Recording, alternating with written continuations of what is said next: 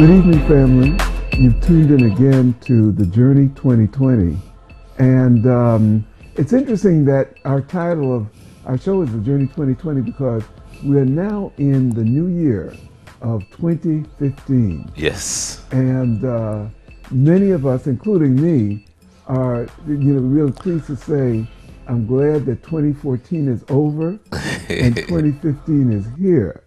And without further ado, I'd like to also, again, introduce my, in fact, I hadn't thought of a word tonight.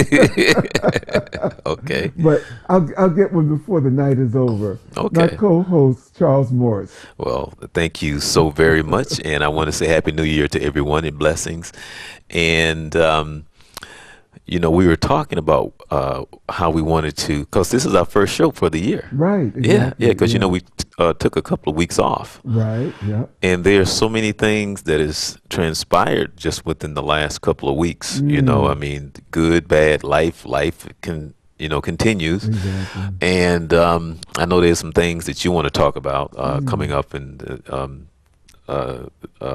the new year. Yeah. But at the same time, I have a couple of questions I like to ask you, especially for this time of the year, because there's so much going on. Because coming off of the holidays, and then that whole concept of the new year, how are we as a whole? Because we have this. Okay, what is that about? As we start a new year, what does that really mean to most of us? And these goal setting that we set out, do we really accomplish them? And that's my questions to you and your clientele and in your circle in which you deal with the people that come and see you. That part of the discussion, is that part of the family thing? How are we, or most of us, successful in that? But as a whole, I guess it's kind of like we're rejuvenating ourselves. That's our way of kind of like yeah, okay. It's kind of like starting a new, Right, because every day is a new. right. But there's just something starting the new year, and that's kind of like, well, I didn't reach that goal last year. I'm still not a millionaire, but I got, what? This is the start of the new year, Right. But there's some people that I would like to, for example, just starting the new year, you wake up, I think we're about 2 days into the year, and then I hear my friend Stu Scott passed away. Yeah. We for a while, everyone knew that his cancer was terminal, but when, you just never know when. Right. And I haven't talked with Stu probably in about 4 years now, but we used to work together over at Channel 2. Well, let me Okay. just interject a bit.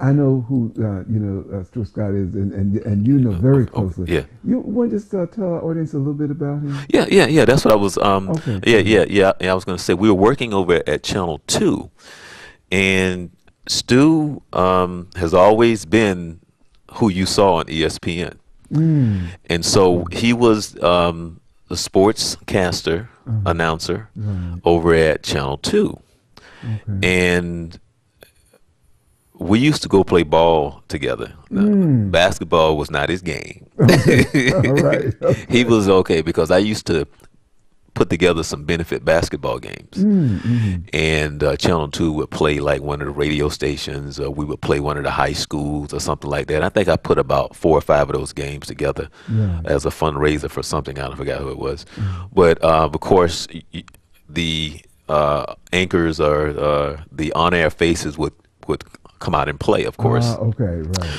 And so that's when I found out what kind of ball player he was. Okay.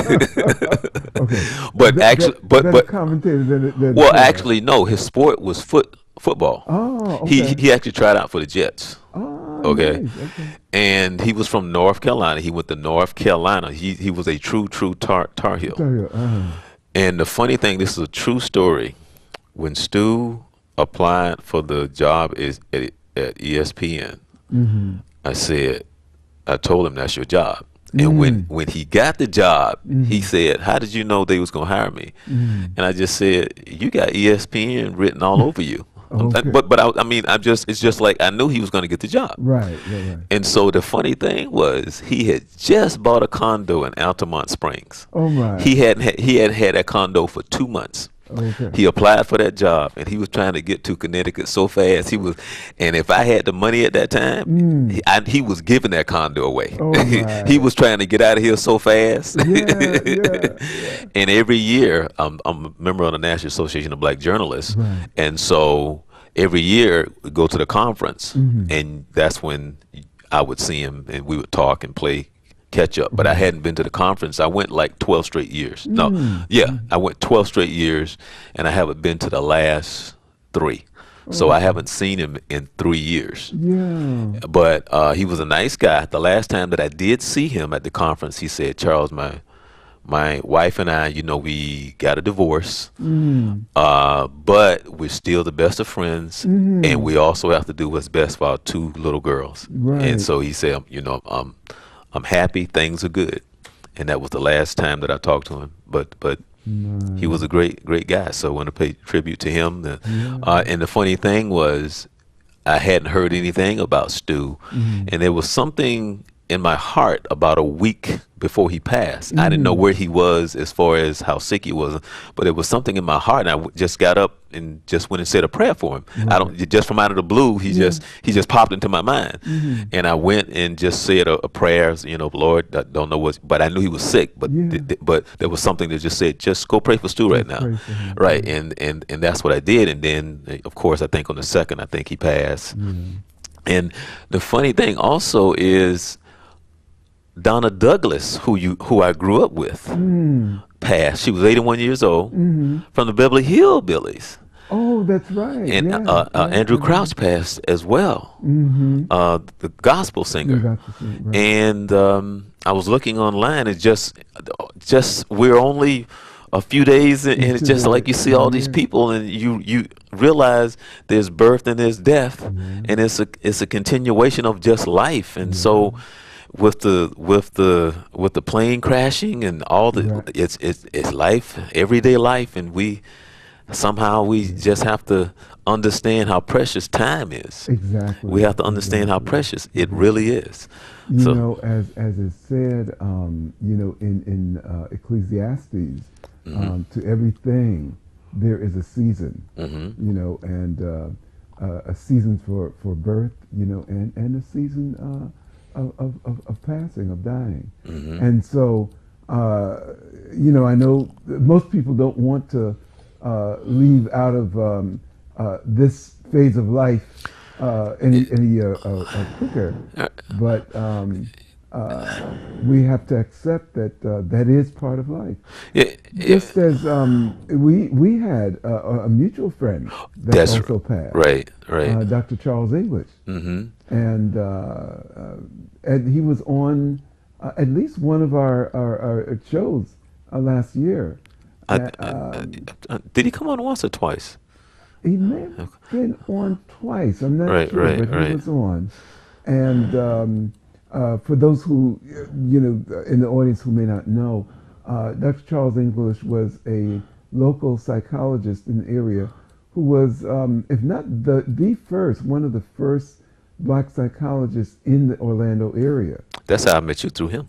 Really? Yeah, right. I met him I met you coming to the Monday meetings. The Monday meetings. Yeah, exactly. yeah. And one of the things also to let our audience know, the Monday meetings were a gathering of largely older, predominantly Black men, although there were whites in the group, and every once in a while a woman would be brave enough to sit in on the group.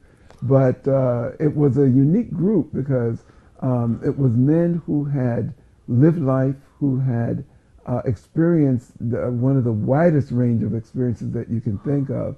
And Dr. English was the kind of moderator or facilitator. Right. And at sometimes some would say the referee between some of the more vocal and more strident folks in the group. But he passed suddenly. Right, because that Saturday he was on the panel of the Of your summit, summit, right? yeah. Because the summit was December 13th, and the 14th he passed. Yeah, yeah, Okay. yeah. Because you called me that Sunday, Yeah. and I was fishing.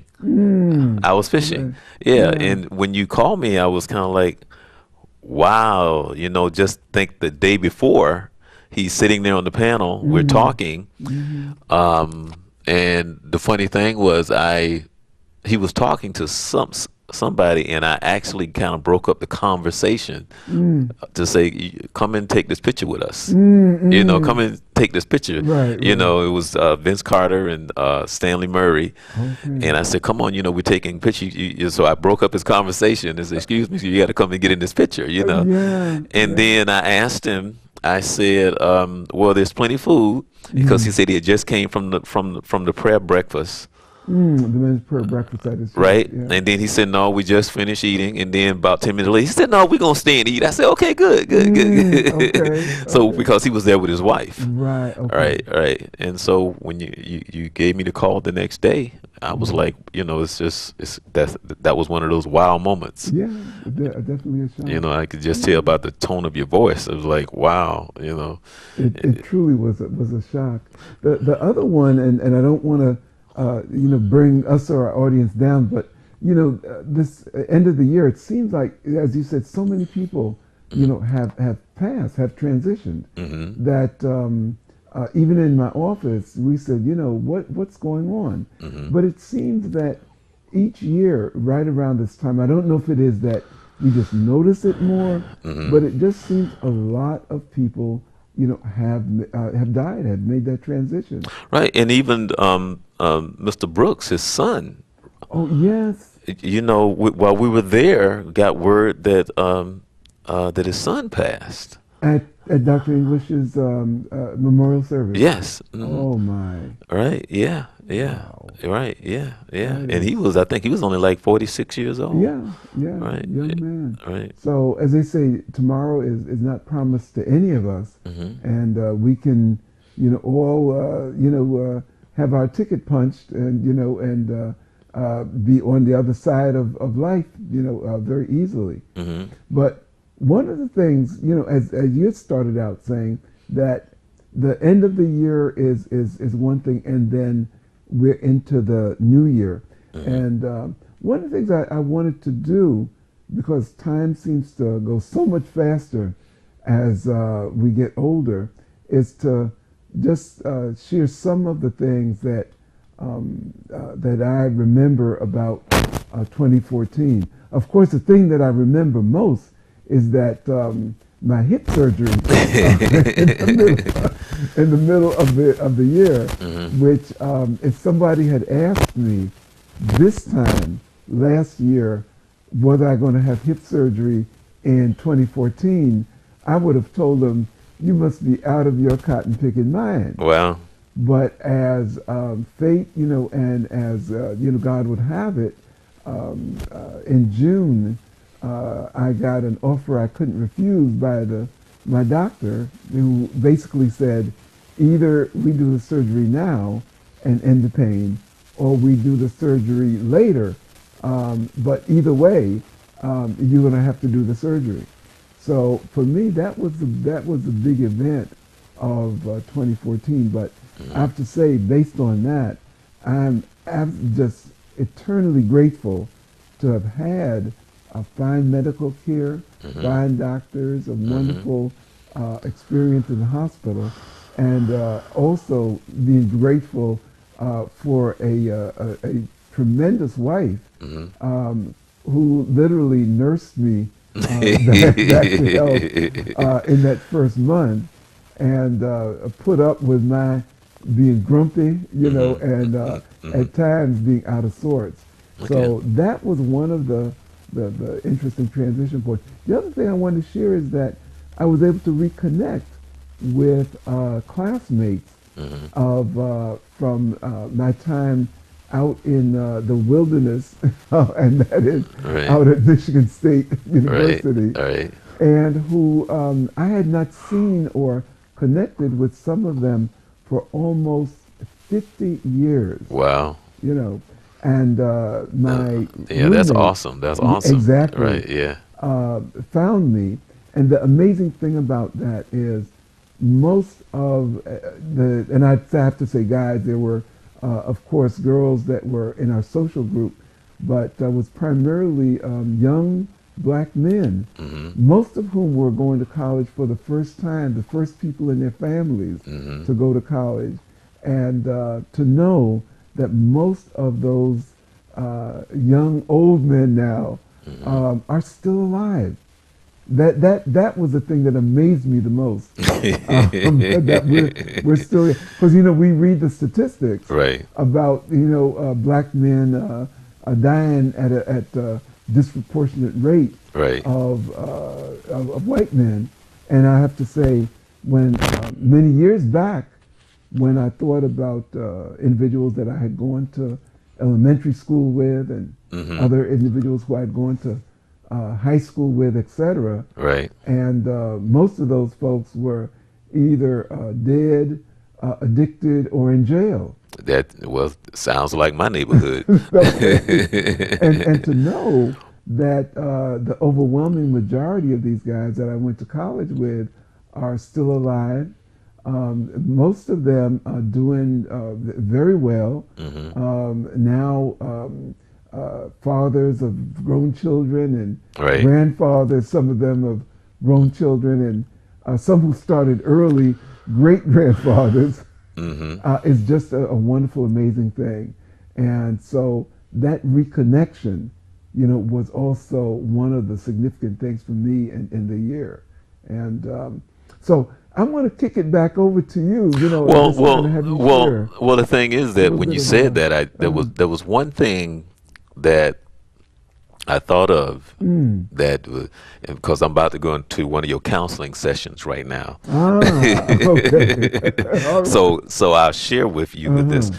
because I've always struggled with my father Mm, heavily. Not in the sense the older I get, the harder it is for me because mm, there's nobody else right now. There's mm, nobody in my immediate family that I was close to that I'm close to now. mm, So everybody that I was immediately close to gone. mm, So I've always struggled with him because of his inability to understand his role as a father. mm. But as I tried to reach out, his inability, when you have that conversation that you've been holding back you've been wanting to have this conversation for 500 years. Mm, mhm, So when you mhm, finally feels that you're mature enough to or bold enough, mhm. not in any disrespectful way, you're just trying to get out some things that's been inside of you forever. Absolutely know what you're talking about. And when I finally sat there and talked for about 25 minutes and got all this stuff out, this was about 8 years ago. Hmm. I realized that my father didn't. I just wasted 25 minutes. Mm. 3 seconds after we finished, I mean, Mm. after I finished, I realized my father didn't hear anything I said. Ah. Now, I'm leaving out a lot because my father has his challenges.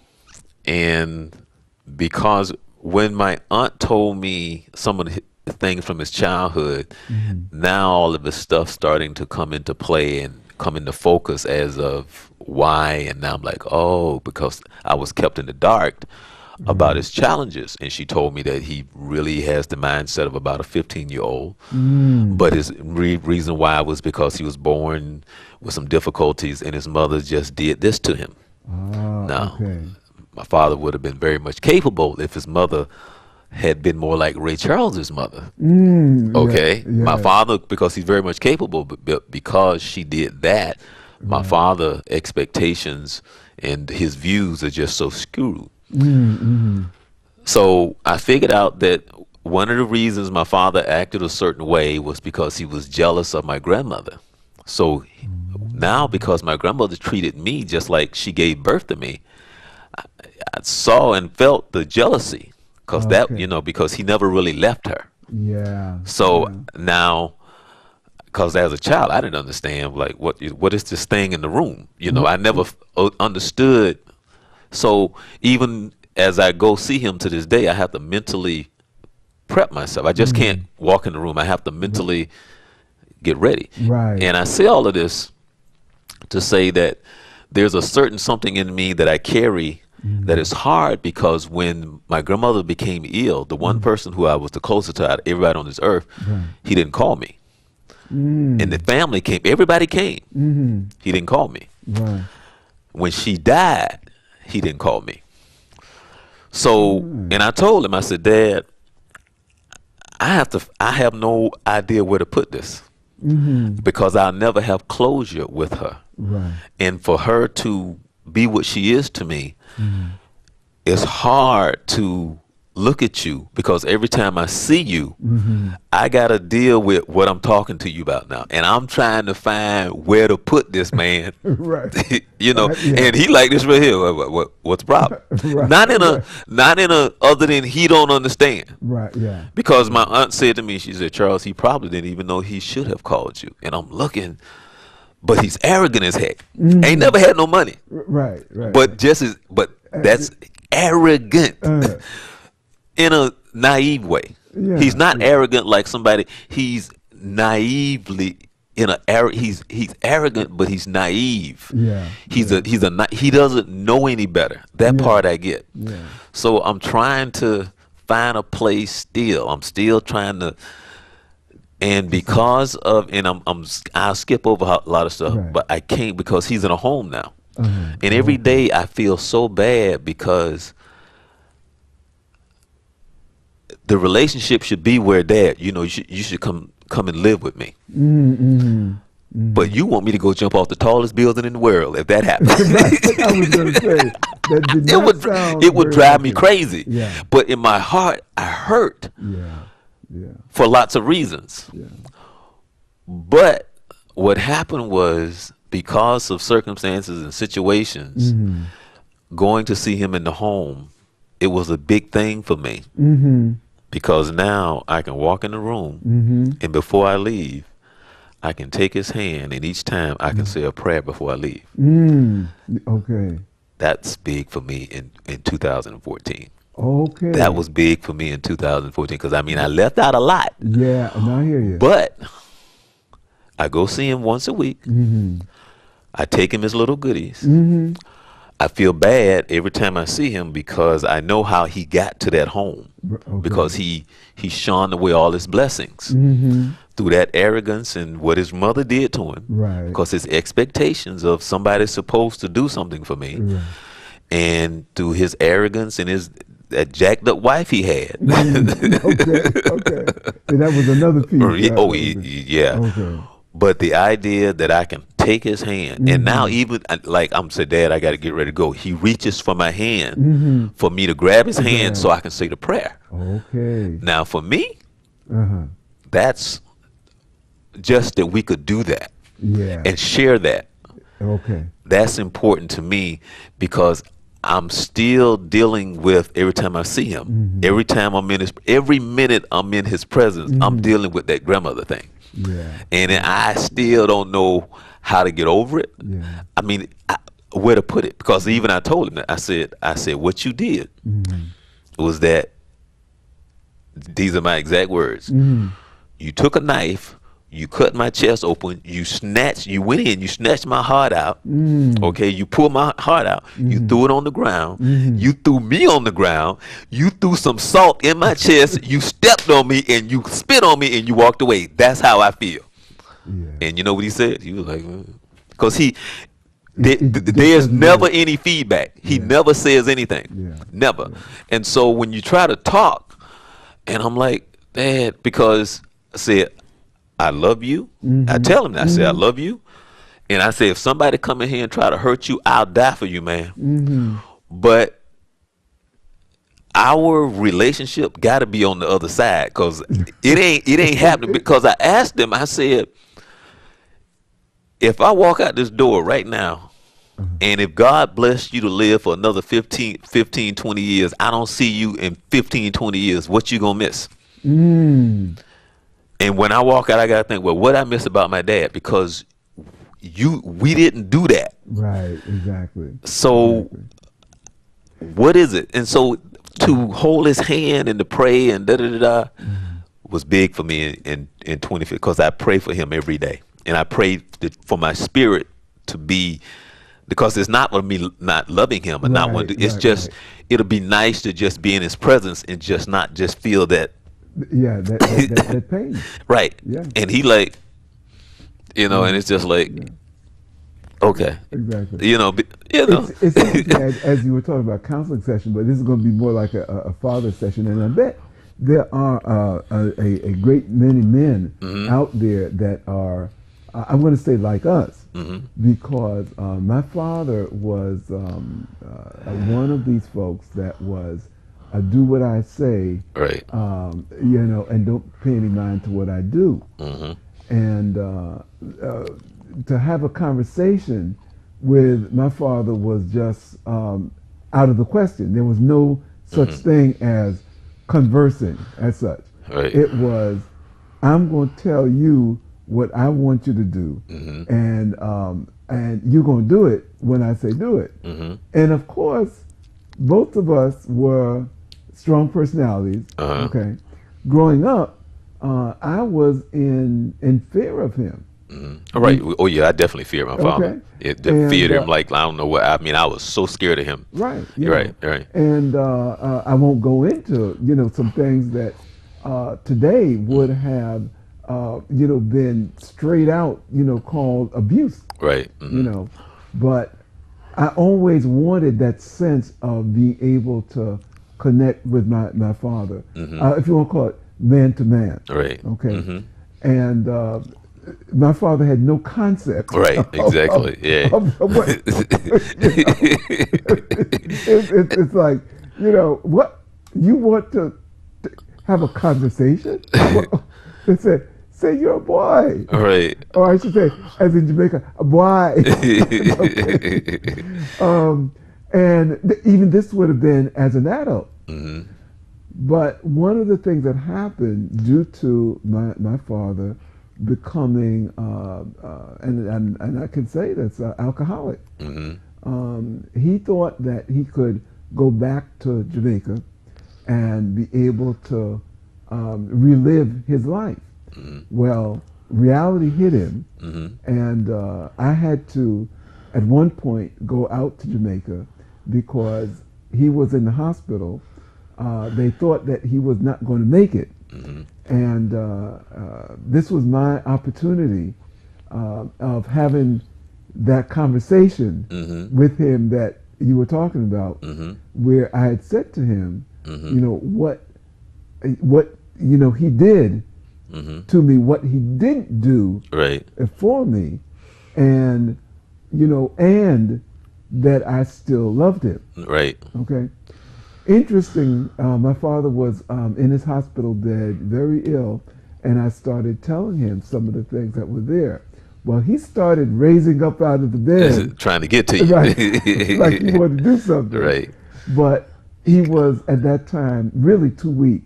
And I did not want to take advantage of that, and I had said to him, and it was interesting as you talked about, holding your father's hand. And I remember being in that hospital room and going over to my father and touching him, on his on his forearm, and saying, "Listen, it's all right. We can talk. When you feel better, when you feel stronger." Well, after that, I went back out to Jamaica again. He was very ill. But this time he was able to be up, sitting like we are, and I had a second talk with him. Well, the interesting thing, and maybe a contrast to your father, with my father, he could not say anything to me. But at one point, a tear came out of his eye. Okay? Right. And he sat there, and there was a sadness without words that overcame him.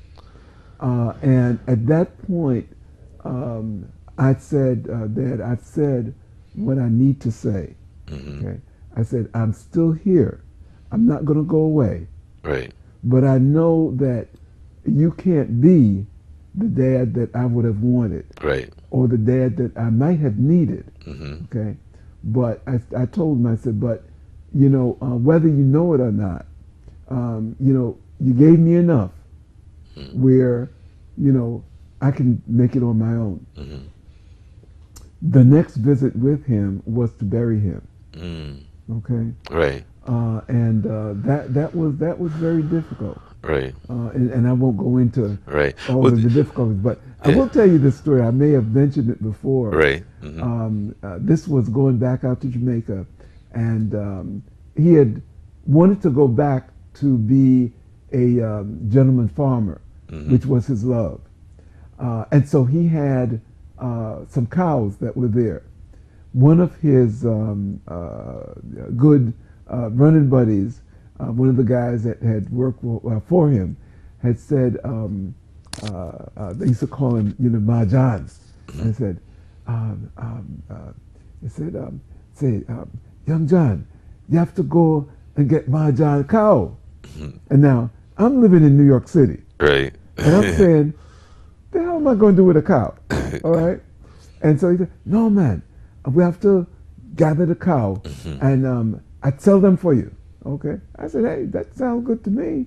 I said, maybe I'd be able to recoup some of this money Right. that I spent in burying my father. Mm-hmm. Well, at one point, Charles, we are in the hills, and I'm talking about way up in the hills, near Maroon Country. In some folks, if you're listening in Jamaica, in Manchester, in near Devon and Christiana, those places, which are pure mountainous.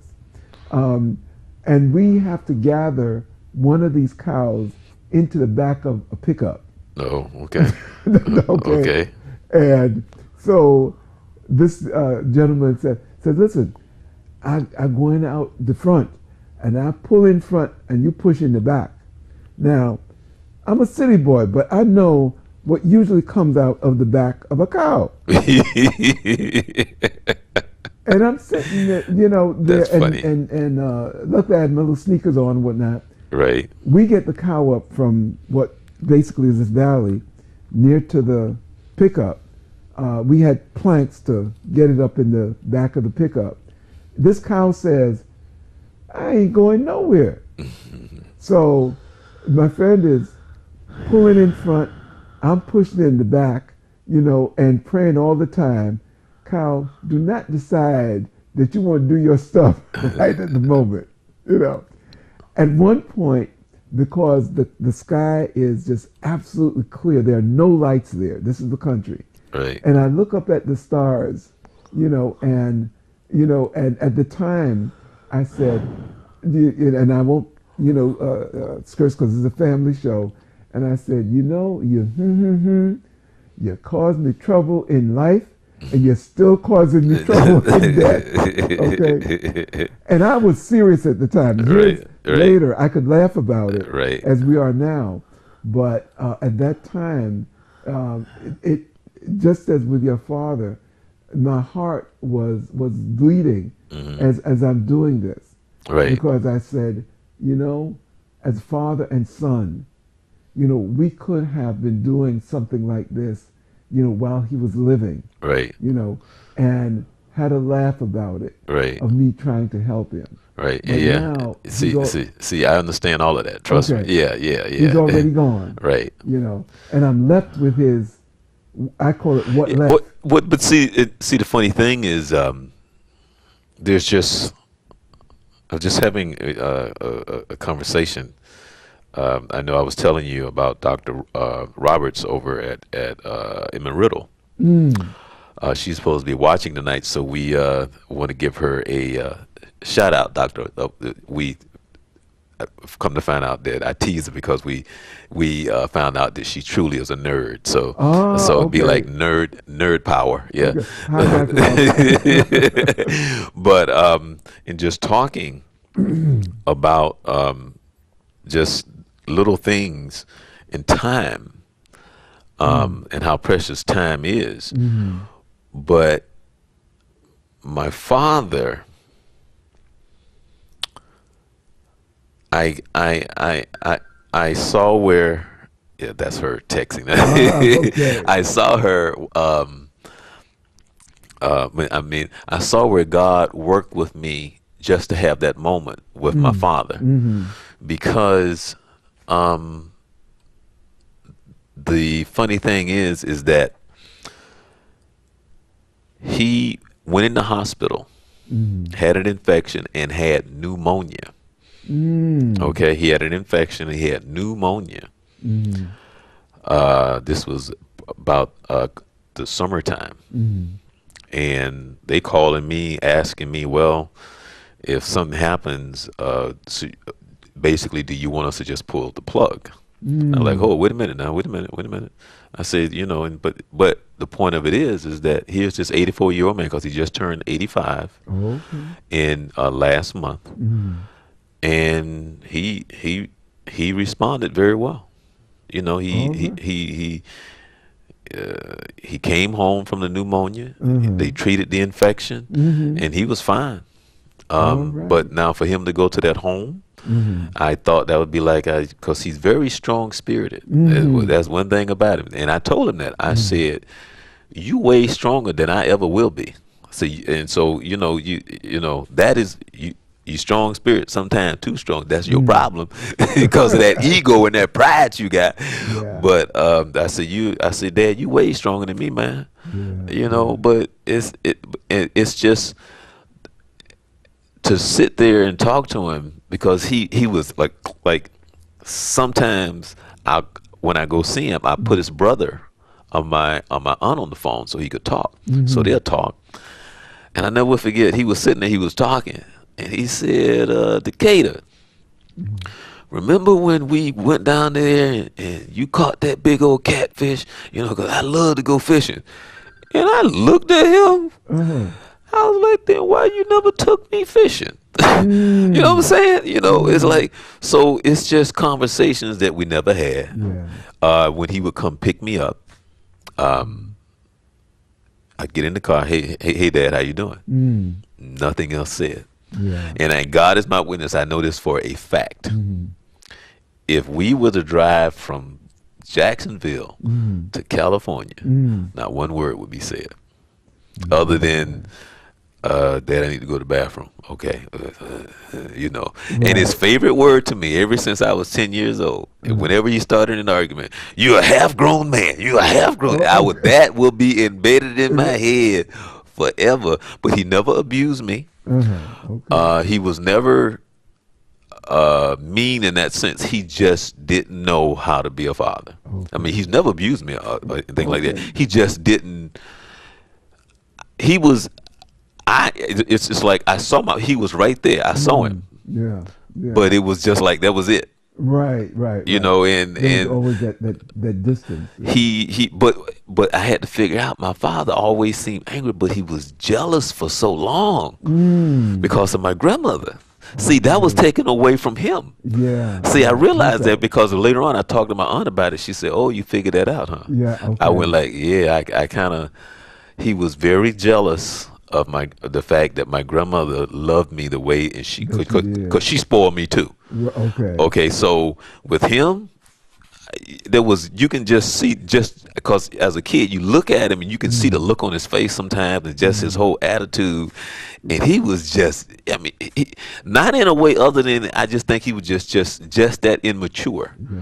And he gets into that moment where, that's my son, Mm. but I was a son Right. that was a great athlete, and you never showed up to a basketball game. What's up with that? Mm. And like Yeah. my cousin said, it's like, Charles, I was in school and used to look up to the stands and see my pops.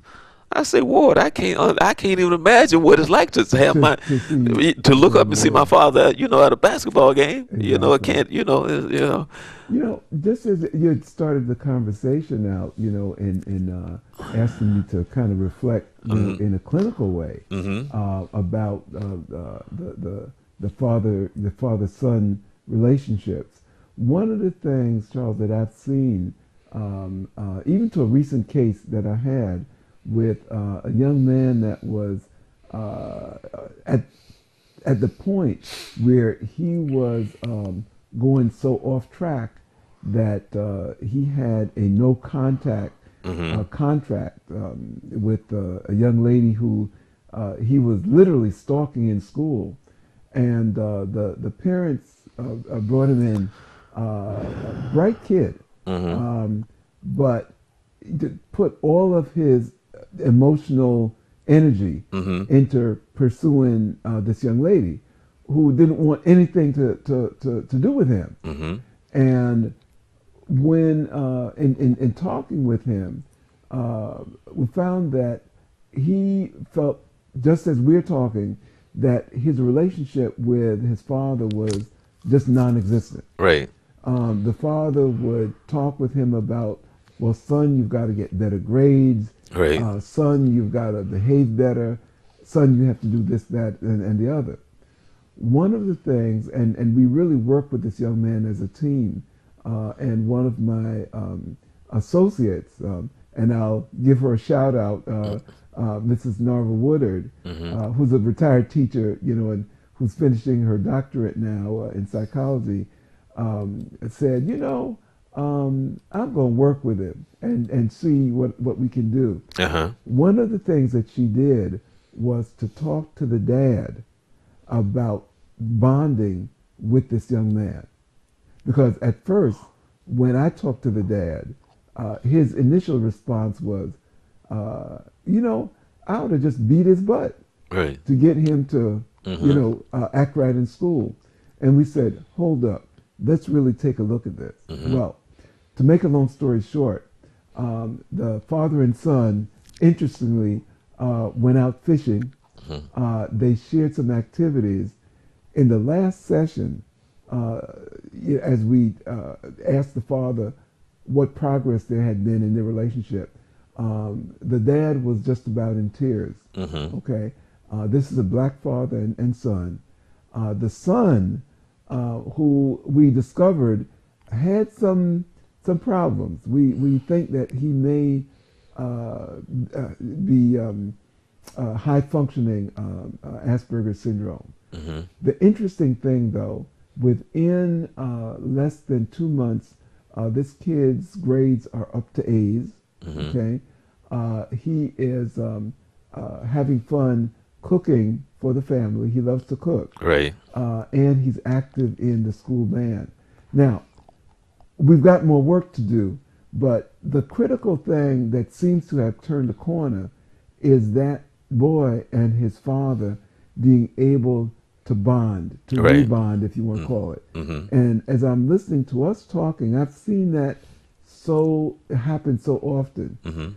And I've seen grown men, again, like us, who have never had that father-son relationship. Right. And just as you were talking about there being that wound that's there, so many of us walk around at times unknowingly, having that wound. Yeah, I was just having that conversation today. As a matter of fact, I was talking with, I went up to Carter and was talking with Pastor Graham, that used to be the pastor, and I was telling her exactly what you just said, because I was telling her about the workshop, because she was talking about some of the things that she liked to do, and I was telling her about the workshop that we did for the mothers with the single mothers with those sons. And so I was trying to explain to her what that workshop was like and what was going on.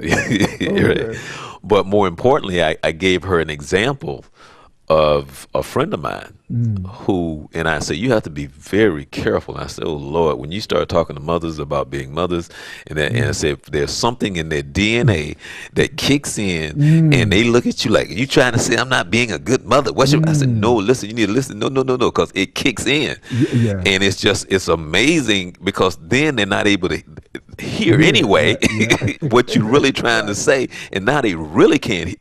I mean, they're really not hearing you. And so what I was trying to say to her was, I said, I have a friend that I've been knowing for a very long time, and she's been married for like 30 years, and her husband is a true alcoholic. Now her sons, the youngest one I think at the time was about 18 years old. And I said, well, I I said, you may want to look at or check out.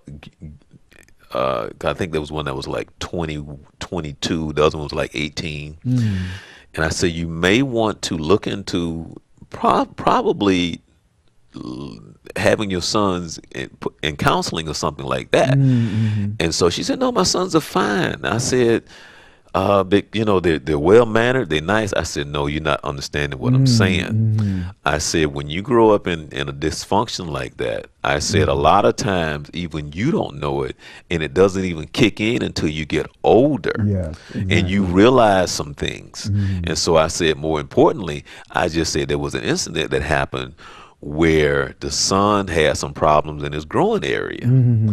He couldn't go to the father. He had to go to the mother. And so I said, but see, to you, that's a wonderful thing, because you being a mother, and now you just taking care of your baby that's 18 years old. Right. And I'm trying to tell you, not that I'm trying to say that I know anything, but I'm trying to tell you that at some point, which you looking at it from the standpoint, well, he's nice, my children are well behaved, they're kind, and they get good grades. I said, that's not what I'm talking about. Exactly. I said, there's things that we're wired in how God made us that I'm trying to help you to understand that you may want to look into, probably getting your kids some counseling to just kind of talk and see where they are, to help even you better understand. Because you think it's cute that your son, 18, can come to you with his growing problem, and he's like, well, I'm going to fix his little wee-wee. Right. As he would a baby. That's not a good thing, sweetheart. Exactly. But for her, she's being a mother, and it's a wonderful thing. Right. And it's just little things like that. But in talking about my father, it's so interesting how we got in this conversation. But it was just wanting to. Wait a minute! I got to read this text from Dr. Roberts. By the way, okay. yeah. She said, "Broken people only know broken. We want them to be responsible to fix and feel, but they can't or won't. We have to we have to come to terms with what is and let God be our true father and fill the voids." Okay, which I understood what she just said, because I gave my father to God long time ago. Because I and this is very true. I said, the only reason that I started and have had this relationship with my father for as long as I've had is because I'm a believer in Christ. I honor him as my father because I look at him as the sperm donor. Okay. He donated the sperm. That was his part. Right. Because even when I was talking to him, I said, Mom, I said, Dad, Mom came to me twice when I was a young kid, and just from out of nowhere, I know your father not being a father to you. I'm looking at her like I had no idea what she was talking about. Because I'm thinking every father's like him. I don't know. Right, exactly. So when she came to me twice from out of nowhere, she just came up to me, walked up to me, looked at me. I know your father not being a father to you, and just walked away. So I'm like, I go back over. I go back over and play with my Hot Wheel. Exactly. So as I got older, like I'm saying, when you get older and you start reflecting, and life started to you started to understand life,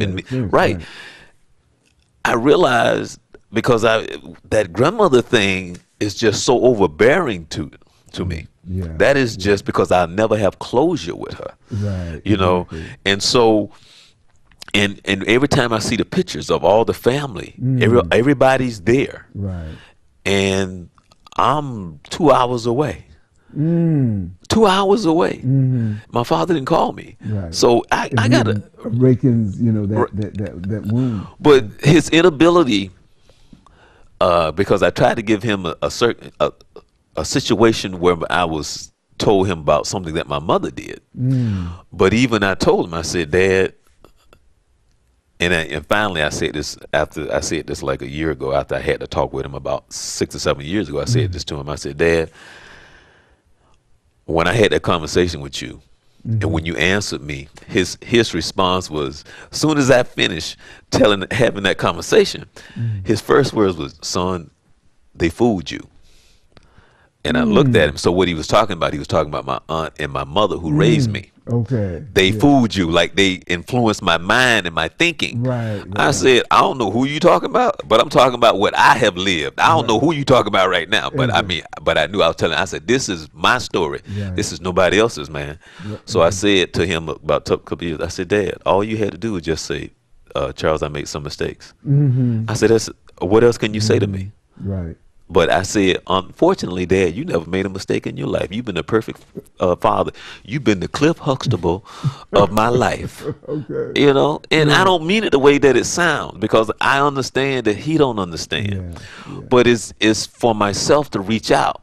Yeah. And then you don't get anything in return. Exactly. And it hurts that I can't help him or say, come live with me, because it's just like, I would go jump off a bit the tallest, because it was just mentally and emotionally, I couldn't take it. Yeah. And it runs that deep. Yeah. And you just look at him and he doesn't understand, because when I would go see him, he doesn't understand. Yeah. The most I could stay in there is like maybe an hour, 2 hours. After that, I got to go. And but he couldn't understand it, because even now when I go see him, I go stay there for about 2 hours, and you leaving? Dad, I'm getting ready to go fishing, Dad. Love you, and I see my prayer. Right. And and that drives me crazy that he's the only one left. Yeah. And it's like, that's how it is. Right. And that's a very lonely feeling. It is. Because, as you're describing that, one of the things that a lot of fathers don't realize is that the sons, the children in general, but particularly the sons, need that sense of validation. That they are somebody, that they are significant, and that their thought, their feelings, are important. Right. And just the simple fact of being able to let's say, as you were wanting your father to say, right, I made some mistakes, validates what your experience has been. Right. Yeah. Because even I told him, I just said, Dad, I said, man, I told him, I said, you cheated me, man. I said, you cheated me. I said, as a kid, I knew my father never had money. So it was never about money. I knew I couldn't, like my cousins on the Moore side could go and ask their fathers or whoever, I need $1,000. They could get that. I knew. This is a true story. Okay. This is I mean, I laugh about it now. All right. This is my father. This is my typical father. I was about 12, 13 years old, and we were in the neighborhood with the neighborhood little store, and we were playing the pinball machine. So you know how you had a little competition, my score is gonna be better than you. Right. So we was there for about a whole hour playing the pinball machine. I think I had like 75 cents. So back then in the days, you get like 5 games. Right. Yeah. And I ran out of quarters. I needed one more quarter to play the pinball machine. Came back home, and my grandmother had gone downtown. So, like I said, I couldn't just go talk to my dad. Right. So I had to build myself up. You pace back and forth going in, man, I'm going in asking for this quarter.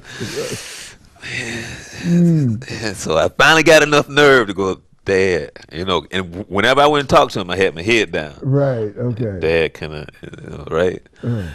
So he said, what's wrong? I said, Dad, can I have a quarter? He said, what for? I said, I want to go play the pinball machine. My dad cussed me out. He cussed me. What? Wasting my money for a little pinball machine? You done lost your mind. I was like, where's my grandmother? Where's my grandmother? Exactly. I was like, oh. I was traumatized. But, for a youngster, you set your mind and you just want to have that little bit of fun, and You know, me, I would go play the pinball machine with my son. You know, yeah, he cussed me out. Why I ain't waste my money on no darn pinball machine? Some stupid game and da-da-da. I was like, oh Lord, where's my grandmother? right. And it's not like you're asking for this big amount of money. That's, but so often, fathers, without the sensitivity to some basic, again, validation of their children, Right. will think in terms of, well, the practical things, the clothing, and the food on the table, and that's it. Right. And often, kids would rather have that 5 minutes with their dad. Right. Oh yeah. Yeah. Because he even told me about how he used to love to ride like he had a motorcycle. I've had a motorcycle since I was 18 years old. And then he said that he was he had this like crazy wind up pitch because he could pitch really well. And I was like, well, how come you never? And then the funny thing is, another story was that I was teasing him. Well, no, I wasn't teasing, but I was saying to him, this is what I said to him. I said, when I was in 8th grade, I was put up a basketball hoop in the backyard. So as a basketball junkie, I was out, you play ball late at night, play ball. And this particular day, it was raining. And so when it rained, it became mud. So you had to try to dribble the ball in the mud and, it's splashing everywhere, So I'm out there in the mud, in the rain, just out there playing by myself. And so I look back and he's staring out the window at me. Right? And so to me, I said to myself, I know my dad's sitting there going, that boy don't have enough sense to come out of the rain. Right? And so when I had a talk with him recently, about 3 years ago, he remembered that because he brought it up. And the reason why he brought it up was him peeping out the window was his way of saying, I was acknowledging you. And I said, Dad, fathers don't peep out the window. They come outside and play with their son. Yeah, exactly. I said, I remember that. Right. Because I didn't, Right. Or even say, after you came in, son, you were shooting, some good shots or whatever. Yeah, Exactly. but that's the reality of what it is. And so I was for that moment now in my life where I can talk with my father, hold his hand and pray with him, and I would do whatever I can to try and help him the best of my ability. Well, I'm just looking at our time, here, and You got 2 minutes. and I've got even less than that. But in 2015, and I think this is a good way to have started the year. Let's put out to our family and our audience out there for fathers to take the time, to really be with their kids. Right. To give them that 5 minutes. Or to get out there in the rain. Or go play the pinball machine with this. Right. Or I don't know if they have any, of those still. Well, a game, because the games, because the games exactly, now, Exactly. Or to go fishing. Yeah, there you go. For that catfish, right. Or whatever, right. with your youngster. Yeah, because I told him, I said, my mother was the one that started me playing sports. My mother taught me football. My aunt taught me how to fish. Wow. Yeah, Okay. It was women who taught me those things. Yeah. My father had nothing to do with that. Okay. Well, it's time that the dads step up, and right. I think if we can do that, something that if the dads can step up like that, I would venture to say that a lot of the dysfunction, let me call that, the craziness that we see that young men get into today, my bet would be it would decrease that, a tremendous amount, I just think that a lot of it has to do with a lot of the dysfunctions that we have anyway. Dr. Robinson, I just think that, like, my father truly doesn't know any better, and he's done the best he knows how to do. Except for myself, I feel bad that that it could be. I wish I can be different because I know he can. Yeah. But one of the things I wanted to say though, Charles, is that in so many ways that, and I hear what you said, that you like to be different. I think we all would like to be better than we are on any given day. Right. But the thing that I was hearing as you were talking was that sense that while you acknowledge the damage that your father did, but you in many ways have reached beyond that. Right. Firstly, you allowed Christ to come into your life, to be a guide and and a savior and a solace. And through that has helped to fill that empty pit that's there. Yeah. I gave him to Christ long time ago, and I prayed so many years for my father, and to just help me be a better son. Yeah. Help me to be a better son to because I wish I knew how to be a better son. Okay. And I've always prayed, help me to be a better son. Yeah. Because that's, I know that's what he needs. Right. And I need help in that area, because I've always prayed for years and a long time, and every day and every night, that's one of my prayers that I wake up with, and I go to bed with. Okay. And also think about the work that you've done with so many young people, with so many young men, who did not have fathers, and to the example that you are in their life, and the kind of thing that they will not forget, no matter how old they get, how far they go, and whatever they do. So while yes, that pain still may be there, also I think it's important to acknowledge that you've reached beyond that, and now instead of living in the negative, are able to to really give the positive. Okay. So with that, all right, we're gonna as they say, make it even more better in 2015, and with that, I think we're gonna have to sign off. Yes. All right, family. Again, the journey is from me to you, from you to me, and from us to each other. With that, we hope that we'll continue on and rise to a higher level. Good night, a happy new year, and a healthy and prosperous 2015.